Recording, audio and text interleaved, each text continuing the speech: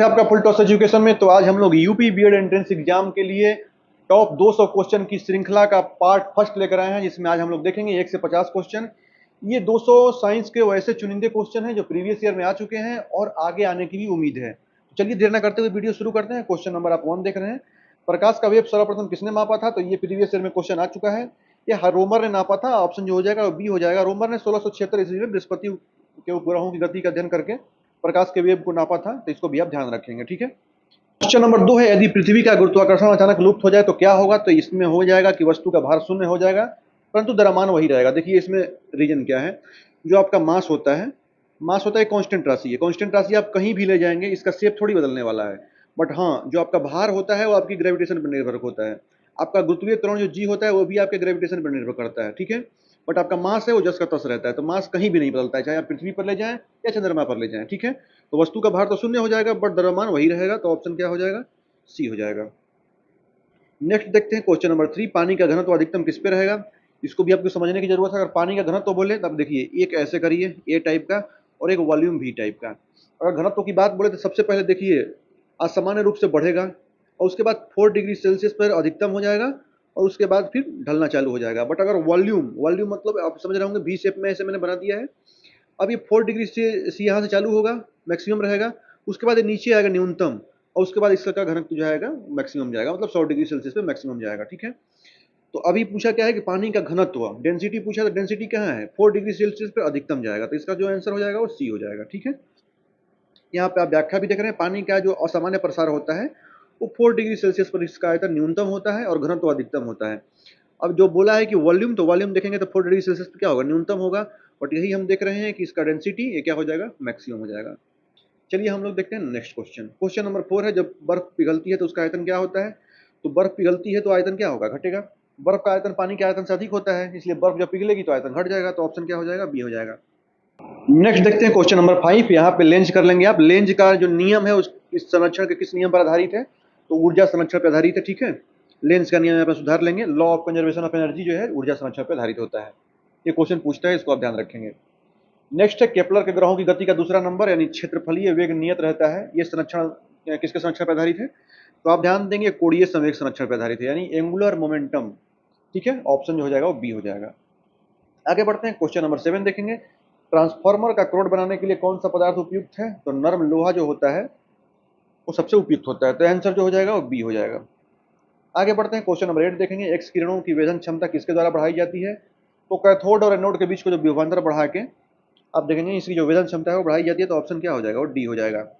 Voltage बढ़ाने के लिए इलेक्ट्रॉनों की गतिज ऊर्जा बढ़ती है। वोल्टेज अगर आप बढ़ाएंगे तो इलेक्ट्रॉन की गति तेज होगी, जिससे क्या होगा कि जो कठोर वेधक एक्स किरणें होती हैं वो उत्पन्न होती हैं।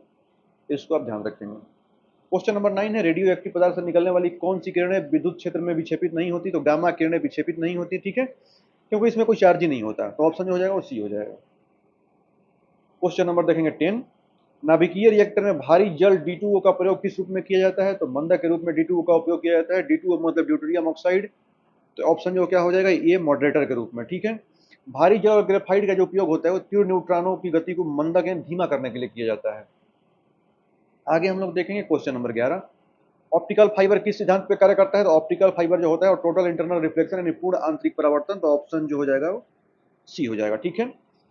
टोटल इंटरनल रिफ्लेक्शन के कारण होती है कि ऊर्जा की हानि बिना सिग्नल को दूर तक भेजा जा सकता है। इसमें आपकी ऊर्जा ज़्यादा खपत नहीं होती और बहुत दूर तक हम सिग्नल को ट्रांसफर कर सकते हैं।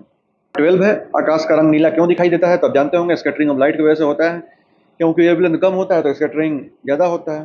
तो आप ध्यान देंगे, ऑप्शन क्या हो जाएगा? डी हो जाएगा। आगे हम लोग बढ़ते हैं, क्वेश्चन नंबर 13 है, ध्वनि की चाल किस माध्यम में अधिकतम होती है? तो ठोस में होती है, उसके बाद गैस में, उसके बाद ठोस में, उसके बाद द्रव में, उसके बाद गैस में। तो आप क्रम ध्यान रखेंगे, सबसे पहले सॉलिड, फिर लिक्विड और उसके बाद गैस। तो यही क्रम में। तो आप देखिए इसमें सॉलिड कौन सा है? सॉलिड क्या है? इस्पात यानी ठोस। नेक्स्ट कौन है? 14 है, कौन सी तरंगें शून्य निर्वात में संचरण नहीं कर सकती? ध्वनि तरंगें, इनके लिए माध्यम की आवश्यकता होती है।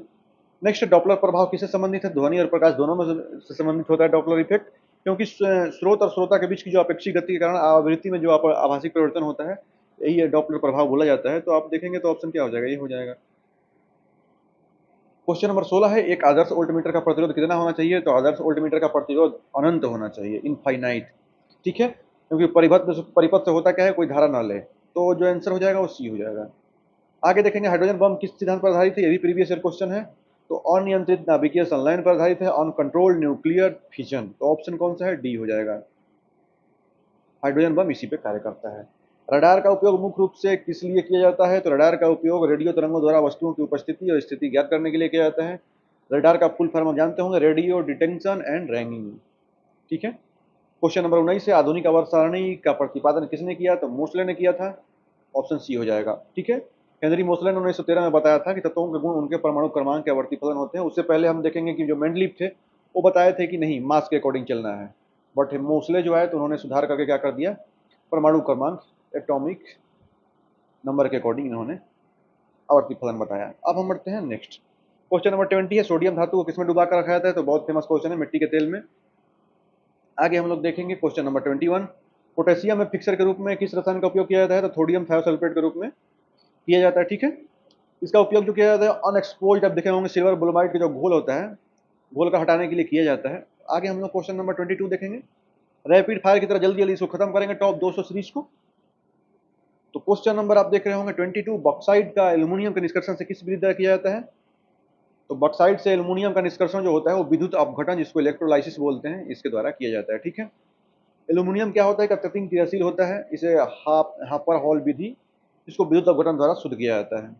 आगे बढ़ते हैं क्वेश्चन नंबर 23, हंसाने वाली गैस तो N2O होती है, इसको आप ध्यान रखेंगे, नाइट्रस ऑक्साइड।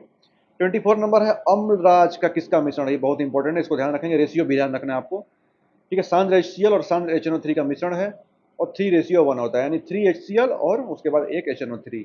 या सोने और प्लेटिनम जैसे अक्रिय धातुओं के पानी के अंदर घोल लेता है, तो इसको आप ध्यान रखेंगे। ठीक है। क्वेश्चन नंबर 25 पे, सिरका में कौन सा अम्ल पाया जाता है, तो एसिटिक एसिड पाया जाता है। सिरका में 5 से 8% एसिटिक एसिड यानी CH3COOH का जलीय विलयन होता है। तो ऑप्शन जो हो जाएगा वो सी हो जाएगा।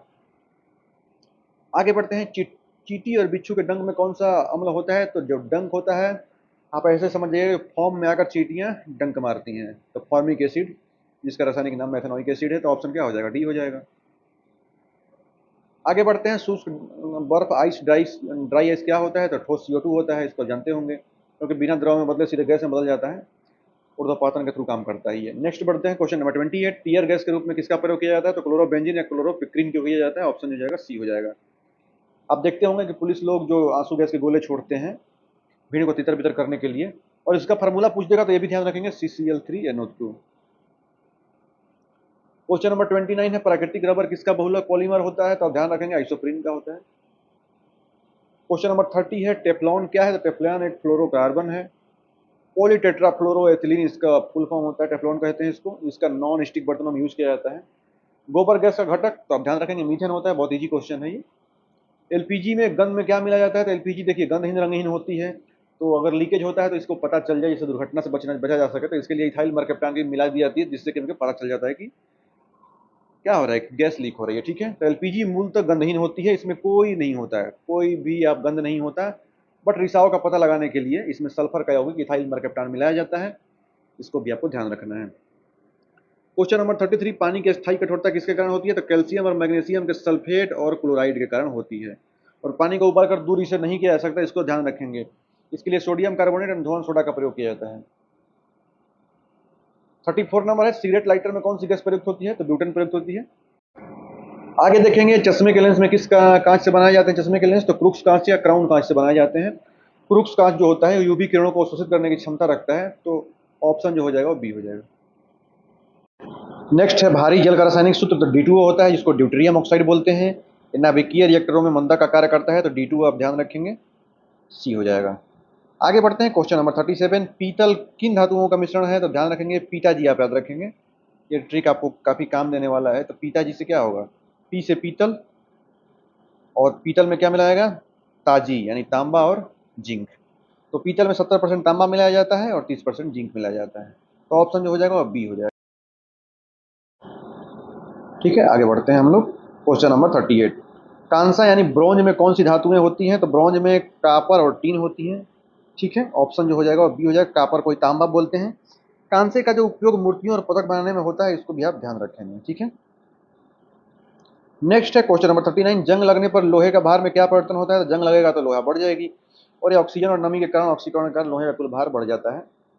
क्वेश्चन नंबर 40 है, आवर्त सारणी का सबसे हल्का तत्व तो हाइड्रोजन होता है, इसका परमाणु क्रमांक 1 होता है। इलेक्ट्रॉन की खोज किसने की? तो इलेक्ट्रॉन की खोज जो किया था वो जे थॉम्सन ने किया था।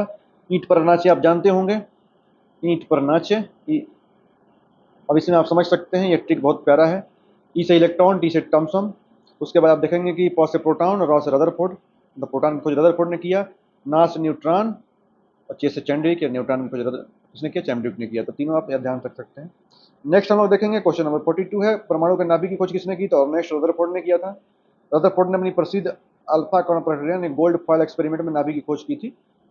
नेक्स्ट देखेंगे नीले लिटमस पत्र को लाल कौन करता है? तो एसिड करता है। ठीक है। रक्त का पीएच मान पूछेगा तो 7.4 होता है और ये हल्का क्षारीय। वह कौन सी धातु यानी नॉन मेटल है जो कमरे के ताप पर द्रव अवस्था में होती है? तो ब्रोमीन होती है। उत्कृष्ट गैसों की संयोजकता कितनी होती है? तो ध्यान रखेंगे नोबेल गैस जिसकी जो वैलेंसी होती है वो 0 होती है। ठीक है, क्योंकि इसका बाहरी कक्ष जो होता है वो पूर्ण होता है और इसकी इससे कोई रासायनिक अभिक्रिया नहीं करती। 47 है, मार्स गैस किसे कहा जाता है? तो मीथेन को कहा जाता है। क्वेश्चन नंबर 48 है, ये भी कई बार पूछा जा चुका है, पेनिसिलिन की खोज किसने की थी? तो अलेक्जेंडर फ्लेमिंग ने किया था 1928 में। पेनिसिलियम नोटेटम नामक जो फंगस होता है उसी पे एंटीबायोटिक की खोज की थी। क्वेश्चन नंबर 49 है, रेबीज के टीके की खोज किसने की? तो लुईस पास्चर ने किया था रेबीज के टीके की खोज। लुईस पास्चर ने दूध के पाश्चुकरण और रेबीज के टीके की खोज की थी, इसको भी आप ध्यान रखेंगे। और पार्ट 1 का लास्ट क्वेश्चन है 50 नंबर, पोलियो के टीके का आविष्कार किसने किया? तो ये ध्यान रखेंगे, बहुत इंपॉर्टेंट है, जोनास साल्क ने किया था। जोनास साल्क ने 1952 में पहला सुरक्षित और प्रभावी इंजेक्शनेबल पोलियो टीका विकसित किया था। ठीक है, बाकी मिलते हैं नेक्स्ट पार्ट में। अगर अच्छा लगा हो तो लाइक जरूर करिएगा।